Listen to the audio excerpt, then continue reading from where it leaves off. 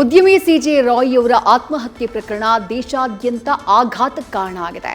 ರಾಯ್ ಎದೆಗೆ ಶೂಟ್ ಮಾಡಿಕೊಂಡಿದ್ದು ಬುಲೆಟ್ ಬೆನ್ನಿನಲ್ಲಿ ಸಿಕ್ಕಾಕೊಂಡಿತ್ತು. ರಾಯ್ ಸಾವಿನ ಹಿಂದೆ ಹಲವು ಅನುಮಾನಗಳು ಮೂಡಿದ್ದು ಎಫ್ಐಆರ್ ಕೂಡ ದಾಖಲಾಗಿದೆ. ಕೇಸ್ನ ಸಿಐಡಿಗೆ ವಹಿಸುವಂತೆ ಚರ್ಚೆಯ ಮಧ್ಯೆಯೇ ಸದ್ಯ ತನಿಖೆಗಾಗಿ ರಾಜ್ಯ ಸರ್ಕಾರ ಎಸ್ಐಟಿ ರಚನೆ ಮಾಡಿದೆ.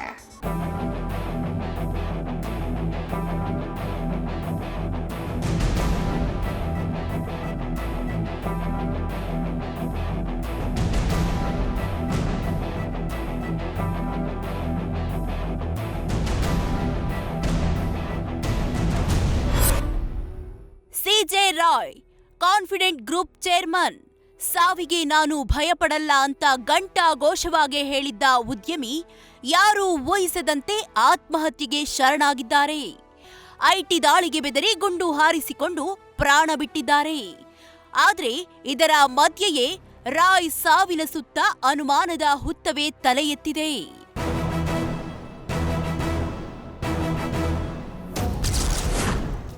ಸಿಜೆ ರಾಯ್ ಸಾವು ಅನುಮಾನಾಸ್ಪದ ಅಂತ ಎಫ್ಐಆರ್.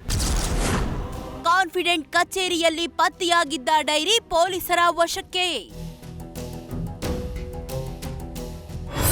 ಸಿಜೆ ರಾಯ್ ಆತ್ಮಹತ್ಯೆ ಉದ್ಯಮ ರಂಗ ಮಾತ್ರವಲ್ಲ, ರಾಜಕೀಯ ಸೇರಿ ಎಲ್ಲಾ ಕ್ಷೇತ್ರಗಳನ್ನು ದಂಗುಬಡಿಸಿದೆ. ರಾಯ್ ಅವರದ್ದು ಅನುಮಾನಾಸ್ಪದ ಸಾವು ಅಂತ ಎಫ್ಐಆರ್ ದಾಖಲಾಗಿದ್ದು, ಈ ಬಗ್ಗೆ ಪೊಲೀಸರು ತನಿಖೆ ಮಾಡ್ತಿದ್ದಾರೆ. ಪೋಸ್ಟ್ ಮಾರ್ಟಮ್ ರಿಪೋರ್ಟ್, ಎಫ್ಎಸ್ಎಲ್ ವರದಿ, ಟಿಜೆ ಜೋಸೆಫ್ ದೂರು ಸೇರಿ ಹಲವು ಆಯಾಮಗಳಲ್ಲಿ ತನಿಖೆ ಮಾಡಲಿದ್ದಾರೆ. ಇದೇ ವೇಳೆ ಕಾನ್ಫಿಡೆಂಟ್ ಕಚೇರಿಯಲ್ಲಿ ನಿನ್ನೆ ರಾತ್ರಿ ಪತ್ತೆಯಾಗಿದ್ದ ಡೈರಿಯನ್ನ ಪೊಲೀಸರು ವಶಕ್ಕೆ ಪಡೆದಿದ್ದಾರೆ. ಡೈರಿಯಲ್ಲಿ ನಟಿಯರು, ಮಾಡೆಲ್ಸ್, ರಾಜಕಾರಣಿಗಳ ಹೆಸರುಗಳು ಇರುವ ಬಗ್ಗೆ ಮಾಹಿತಿ ಸಿಕ್ಕಿದೆ. ತಮ್ಮ ಪ್ರಾಜೆಕ್ಟ್ಗಳಿಗಾಗಿ ಹಲವು ಇವೆಂಟ್ಸ್ ಮಾಡಿದ್ದು, ಇದಕ್ಕೆ ಹಲವು ಮಾಡೆಲ್ಸ್, ನಟಿಯರನ್ನ ಕರೆಸಿದ್ರು. ಹೀಗಾಗಿ ಡೈರಿಯಲ್ಲಿ ಇರುವ ಹೆಸರುಗಳ ಬಗ್ಗೆಯೂ ಪರಿಶೀಲನೆ ಮಾಡಲಿದ್ದಾರೆ. ಇನ್ನು ರಾಯ್ ಎನ್ಪಿ ಬೋರ್ 0.25 ಪಿಸ್ತೂಲ್ನಿಂದ ಗುಂಡು ಹಾರಿಸಿಕೊಂಡಿದ್ದು ಪತ್ತೆಯಾಗಿದೆ. ಎನ್ಪಿ ಬೋರ್ 0.25 ಪಿಸ್ತೂಲ್ನಿಂದ ರಾಯ್ ಫೈರ್ ಮಾಡಿಕೊಂಡಿದ್ದು ಬಲಗೈನಿಂದ ಎದೆಗೆ ಶೂಟ್ ಮಾಡಿದ್ದಾರೆ. ಹೀಗೆ ಹಾರಿದ ಗುಂಡು ರಾಯ್ ಎದೆಯ ಎಡಭಾಗದಿಂದ ಬೆನ್ನಿನಲ್ಲಿ ಸಿಲುಕಿದೆ. ಒಂದು ಸುತ್ತು ಗುಂಡು ಹಾರಿಸಿಕೊಂಡು ಸಿಜೆ ರಾಯ್ ಆತ್ಮಹತ್ಯೆ ಮಾಡಿಕೊಂಡಿದ್ದು, ಎದೆ ಮೇಲೆ ಗನ್ ಇಟ್ಕೊಂಡು ಶೂಟ್ ಮಾಡಿಕೊಂಡಿರೋದು ಪತ್ತೆಯಾಗಿದೆ. ತುಂಬಾ ಹತ್ತಿರದಿಂದ ಶೂಟ್ ಮಾಡಿಕೊಂಡಿದ್ದು, ರಾಯ್ ಎದೆಯ ಮೇಲ್ಭಾಗದ ಮಾಂಸಖಂಡಗಳು ಚದುರಿಲ್ಲ. ಇನ್ನು ಫೈರಿಂಗ್ ಮಾಡಿಕೊಂಡಿರೋ ಗನ್ ಲೈಸೆನ್ಸ್ ರಾಯ್ ಹೆಸರಿನಲ್ಲಿದ್ದು, ಫೈರಿಂಗ್ ಮಾಡಿಕೊಂಡಿರೋ ಗನ್ ಅನ್ನ ಎಫ್ಎಸ್ಎಲ್ಗೆ ರವಾನೆ ಮಾಡಿದ್ದಾರೆ. ಗುಂಡಿನ ಒಂದು ಇಂಜುರಿಯಿಂದ ಡೆತ್ ಆಗಿದೆ ಅಂತ, ಎದೆಯ ಎಡಭಾಗಕ್ಕೆ ಹೃದಯ ಸೀಳ್ಕೊಂಡು ಶ್ವಾಸಕೋಶ ಸೀಳ್ಕೊಂಡು ಎದೆಯ ಹಿಂದಿನ ಭಾಗದವರೆಗೂ ಹೋಗಿದೆ. So almost through and through exit wound ಒಂದು ಇಲ್ಲ. ಸೊ ಇನ್ಸ್ಟಂಟೇನಿಯಸ್ ಕೊಲಾಪ್ಸ್ ಆಗಿ ಮೃತ ಹೊಂದಿರ್ತಾರೆ ಅಂತ ನಮ್ಮ ಅಭಿಪ್ರಾಯ. ಒಂದು ಫಾರ್ಮಲ್ ರಿಪೋರ್ಟ್ಗೋಸ್ಕರ ವೇಟ್ ಮಾಡ್ತಾ ಇದ್ದೀವಿ.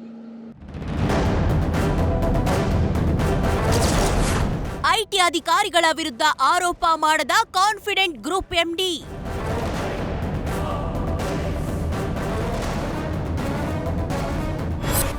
ಇನ್ನು ಆತ್ಮಹತ್ಯೆ ಬೆನ್ನಲ್ಲೇ ಐಟಿ ಅಧಿಕಾರಿಗಳ ಮೇಲೆಯೇ ಎಲ್ಲರ ಕಣ್ಣು ನೆಟ್ಟಿದೆ. ಆದರೆ ಅಶೋಕನಗರ ಪೊಲೀಸರಿಗೆ ತನಿಖೆ ನಡೆಸುವಂತೆ ದೂರು ನೀಡಿರುವ ಬೆಂಗಳೂರಿನ Confident Group MD TA Joseph ಅಧಿಕಾರಿಗಳ ಮೇಲೆ ಯಾವುದೇ ಆರೋಪ ಮಾಡಿಲ್ಲ. ಸಿಜೆ ರಾಯ್ ಕ್ಯಾಬಿನ್ಗೆ ಹೋದ 10 ನಿಮಿಷದ ಬಳಿಕ ಕಾನ್ಫಿಡೆಂಟ್ ಎಂಡಿ ಒಳಗೆ ಹೋದಾಗ ರಾಯ್ ರಕ್ತದ ಮಡುವಲ್ಲಿ ಬಿದ್ದಿದ್ರು. ಶೂಟ್ ಮಾಡಿಕೊಂಡು ಆತ್ಮಹತ್ಯೆಗೆ ಶರಣಾಗಿದ್ರು ಅಂತ ದೂರಲ್ಲಿ ಉಲ್ಲೇಖಿಸಿದ್ದಾರೆ. ಗುಂಡಿನ ಸದ್ದು ಕೇಳಿಸಿದ್ದನ್ನ ಕೂಡ ಉಲ್ಲೇಖ ಮಾಡಿದ್ದಾರೆ.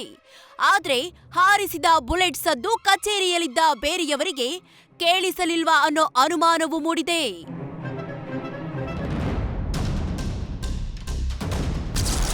ಸಿಜೆ ರಾಯ್ ಆತ್ಮಹತ್ಯೆ ಪ್ರಕರಣದಲ್ಲಿ ಎಸ್ಐಟಿ ರಚನೆ.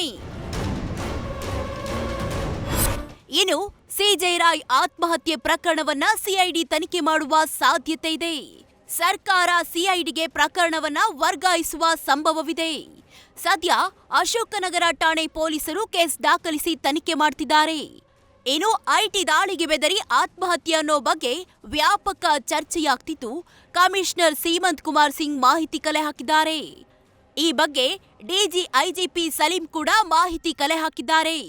ಸಿಐಡಿಗೆ ಪ್ರಕರಣ ವರ್ಗಾವಣೆಯ ಸುದ್ದಿಯ ನಡುವೆಯೇ ಪ್ರಕರಣದ ತನಿಖೆಗೆ ಎಸ್ಐಟಿ ರಚಿಸಿದ್ದೇವೆ ಅಂತ ಪರಂ ತಿಳಿಸಿದ್ದಾರೆ.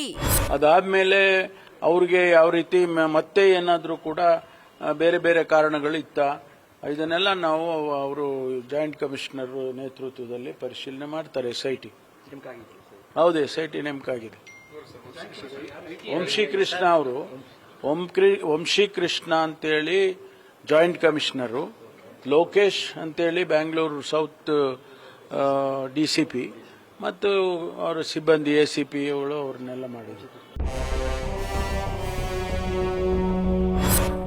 ಒಟ್ಟಾರೆ ತಾವು ಹುಟ್ಟುಹಾಕಿದ್ದ ಸಂಸ್ಥೆಯ ಹೆಸರೇ ಕಾನ್ಫಿಡೆಂಟ್ ಆಗಿದ್ದು ಮಾತ್ರವಲ್ಲ, ಸಾವಿನ ಬಗ್ಗೆ ಭಯನೇ ಇಲ್ಲದ ಉದ್ಯಮಿ ಆತ್ಮಹತ್ಯೆ ಎಲ್ಲರನ್ನೂ ದಿಗ್ಭ್ರಮೆಗೊಳಿಸಿದೆ. ಸದ್ಯ ಸಾವಿನ ಬಗ್ಗೆ ಪೊಲೀಸರು ತನಿಖೆ ನಡೆಸುತ್ತಿದ್ದು, ಪ್ರಕರಣದಲ್ಲಿ SIT ಕೂಡ ರಚಿಸಲಾಗಿದೆ.